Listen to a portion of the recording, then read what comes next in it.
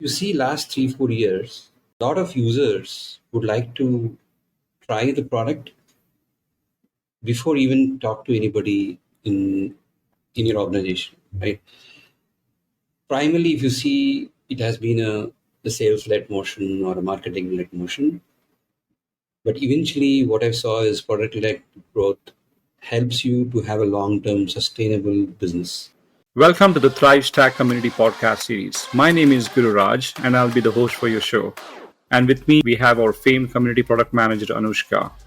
As we launch our inaugural podcast, let me take a brief moment on describing what we're trying to do and share the excitement behind our venture. You may have noticed there are numerous podcasts on the growth and monetization topics. We follow them as well, and they're truly excellent, specifically tailored to empower your sales and marketing teams and get you thinking about how to make money, the big moolah that we talk about. However, there's a notable shortage of resources for the builders and the operators, the practitioners, the men and women who tirelessly strive to create and build things. And that's exactly why we decided to create a show for those people who aren't afraid to get their hands dirty.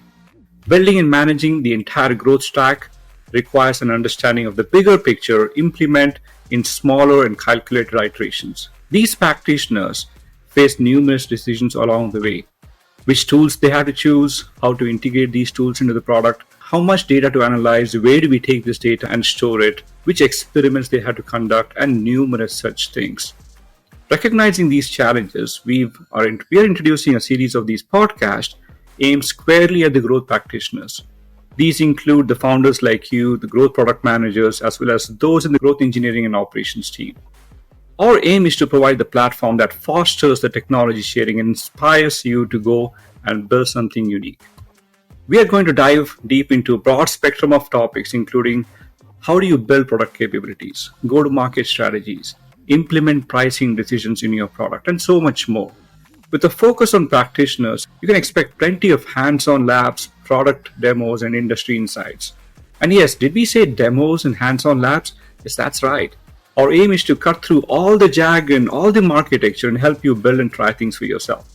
Ultimately, our goal is to empower you, the SaaS builders of all sizes, to survive and thrive. We're looking to embark on this exciting journey with you.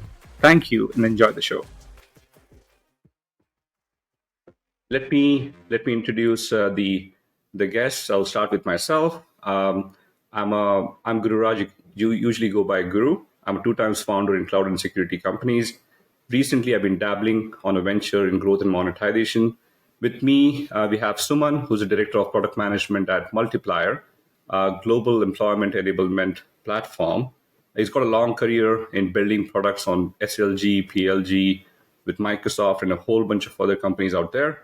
Suman, why don't you tell a little about your background and maybe lay a little bit of focus on what interested you to pursue product management and product growth?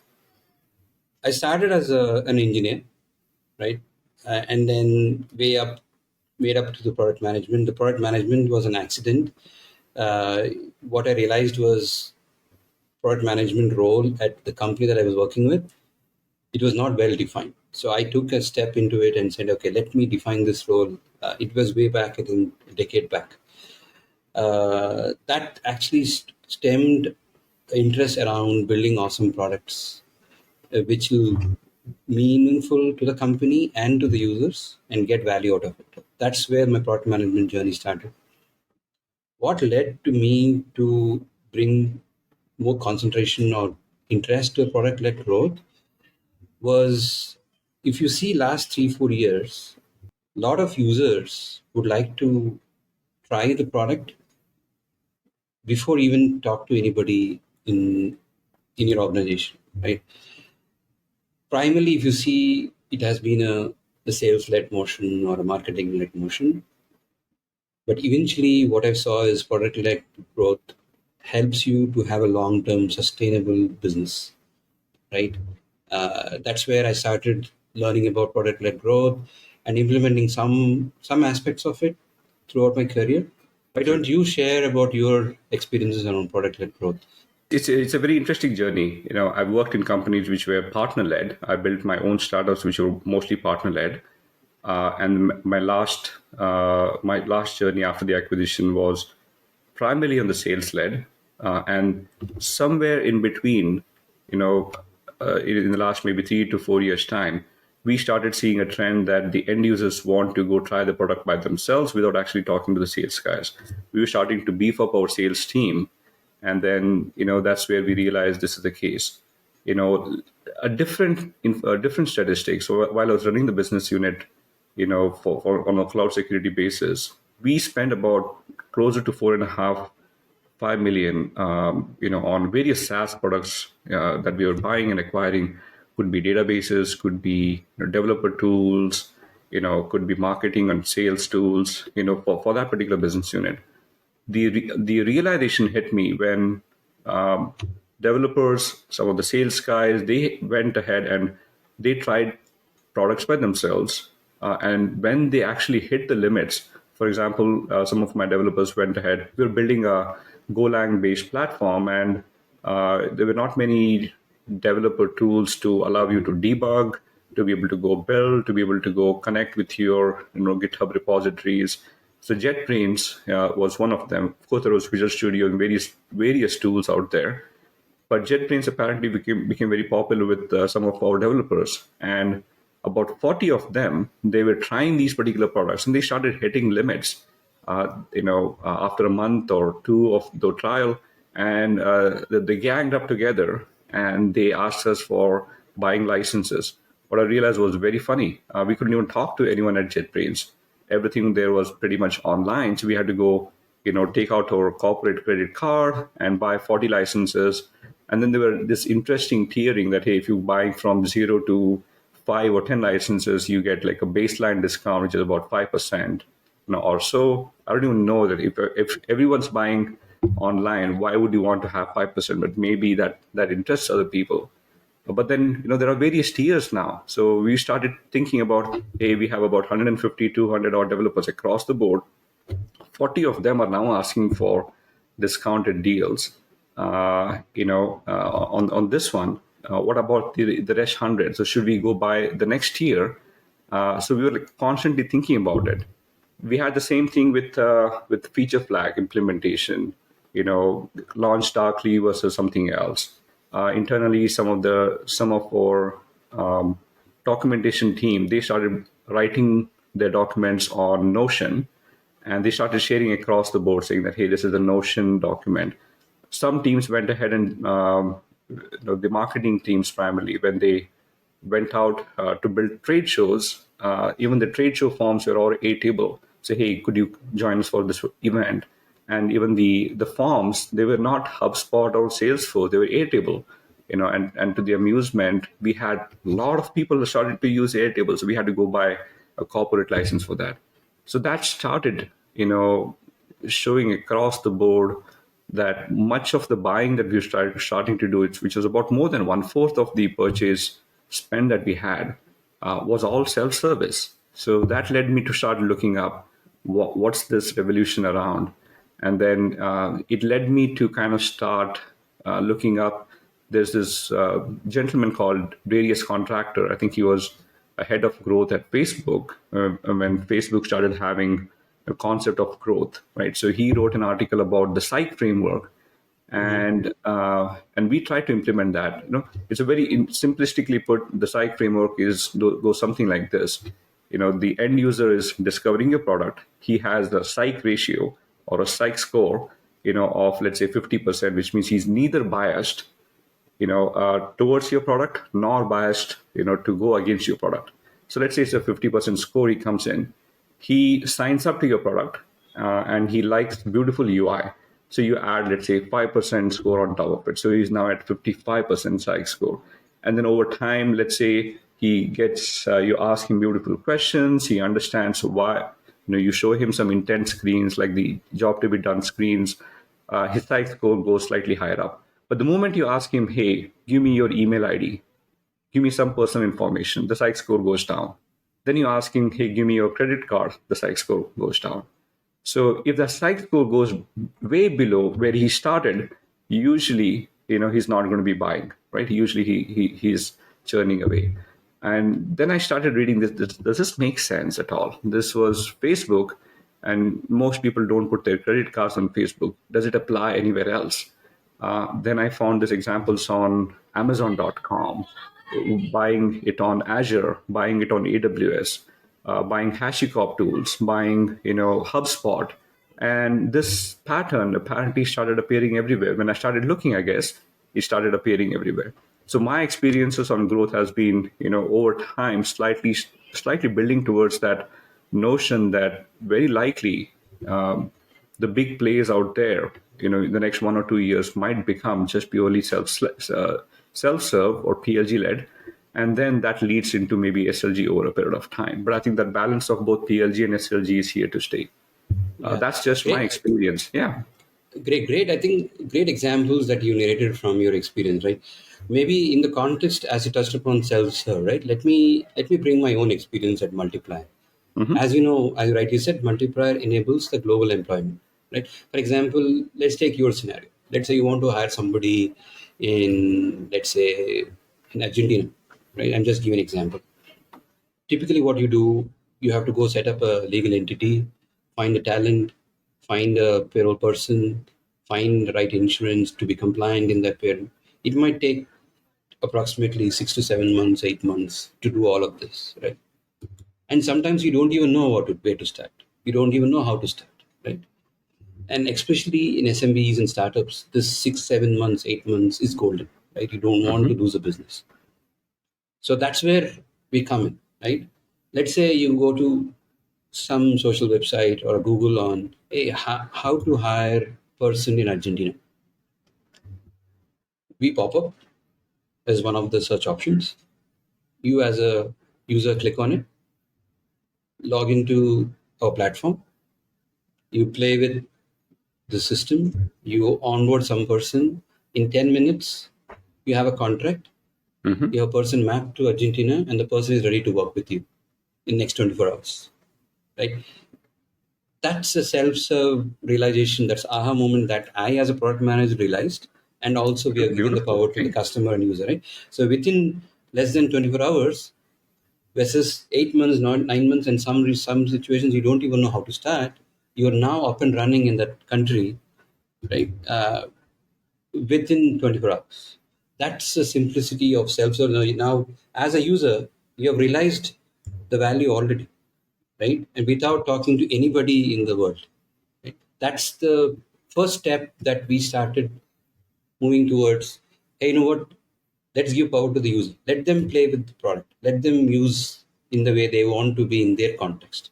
Suddenly start realizing the value, right? That's when, yeah, did we move away from sales-led motion? Not yet. But this is small steps that we're making towards. And as we bring the funnel, this is one lead, qualified lead that's going into the sales lead. But I think this is exactly what we're trying to get to as an aha moment for that Yeah. user So I think in that someone moment. what yeah looks like what you're saying is this has a power effect on both sides of the equation. The end user is able to go discover and try the product without actually talking to the sales team, right? It's a little low friction. They can do it at home or on their own free time, and within like hour or two of the trying the product, they are starting to get the sense of, hey, this whether I can solve the problem that they have in their minds or not, right? That's power to them. But I think what you're also telling is, companies like Multiplier is able to, from a startup business standpoint, from a business standpoint, you are now able to go and check out, of course, probably is backed by data, that there are so many end users, they're trying the product, they're dropping off, they are churning away, they're signing up, but they're not logging in back again. All of this information, you're now able to assimilate that. You're able to analyze and understand what are the things that customers like. So instead of you building things in silos, you actually are now a lot more attuned to the to the end user's requirement. I think this, I guess that's what you're saying. Yeah, Did I get that right? yeah, exactly. I think you touched upon a very important point. So did we build this on day zero? No, not yet. We The key was having a deep empathy of the customer and the user in the context that they want to work on. We have done a lot of customer interviews. We met the potential prospects. We had a lot of data, qualitative and quantitative, on the platform to gather the information where exactly user getting stuck, what exactly user looking for. We had to collect data at least for a quarter or so, right? And we keep on continuously iterating on the product.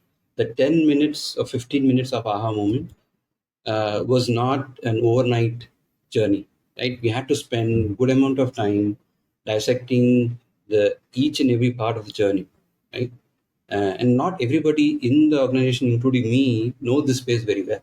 So we have to go deeply, understand the domain, understand the community, understand the users, right? So you brought up a very important point that have you looked at the data? Data is the crucial part of in that, right? Without that, I don't think we will be able to crack that product led or a self-serve awesome experience to the users. Yeah. So, Suman, maybe could you share a little bit of insights on, as a product manager? I mean, you head the product management, function at Multiplier. How did you guys go think about that self-serve should become part and parcel of, the general experiences that the product should have? I think you mentioned that you were primarily sales led, and then you started adding self-serve. I mean, that's a very rare scenario where I'm seeing, uh, you know, early stage startups or mid stage startups are able to kind of pivot a little bit, but large scale companies who have either gone IPO or they have a massive, like almost 99% of their entire function is all sales led, it's very difficult for them to pivot. So how did you guys think about implementing self-serve and adding, self-serve as a motion alongside with your SLG? Great question. I think a lot of things happen, but I'll see if I can concise in next few minutes, right? So as you know, in SLG, what happens is the customer acquisition and translating a customer qualified lead into a customer takes long time, right? Typically in our space, it may be sometimes it may go up to 25K, right? And more than that, depending on which segment you are in. That's when it hit us, right? And Hmm. and fortunately, our founders are so tuned that yes, in the long term, it's a product game that we're going to play. That's when this thought seeded in all of us that is there a way that we can give power to the end user and the customer, do a self demo, self serve, get the value out of it, and then come to us? Hey, what does it mean to translate into a customer or buying customer, right? That's when this thought seeped into us, right? The self serve, the A led, the sales led, people were able to go demo. The demo spends, there will be a lot of questions on the product. Hey, does it really add value? How much cost I will incur? How much money I will save? All that questions, sales was a handing the demo, and it goes through multiple iterations. It would Hmm. take 2-3 months of sales cycle to translate a customer, right? And and what we realized is we are losing a lot of momentum and gain, right? So we slowly transition saying that, hey, why not we give power to the uh, end user and customer and try it out. Slowly, that's where the smooth build happened. Initially, it was not an easy journey because uh, the ACV that comes out of the self-serve was not so big. There are small customers, small users, small time users with 2-3% employees, right? But it's not a story adding value with layered approach. With SLG and PLG, they started adding value. So that now the funnel on the top of the funnel looks very much qualified. The transition or the percentage of moving from a qualified lead to customer has drastically improved. Right. So we want to continue on this journey, and we strongly believe. I think Guru, this is you can also share some insights from your experience. I don't think PLG is only way that you can drive the growth. You have to leverage all three growth engines, and it has to be a laid approach, and it has to be a collaborative approach across the departments, right? So that's my journey. When that's I want to understand from you, how you did two startups. How was your journey? Was there any experience that you can share? Yeah, yeah. I think, what you said, maybe let me build upon that a little bit and then get to my experiences. What I think what you're saying is, SLG and PLG together, or probably even MLG, the marketing led growth.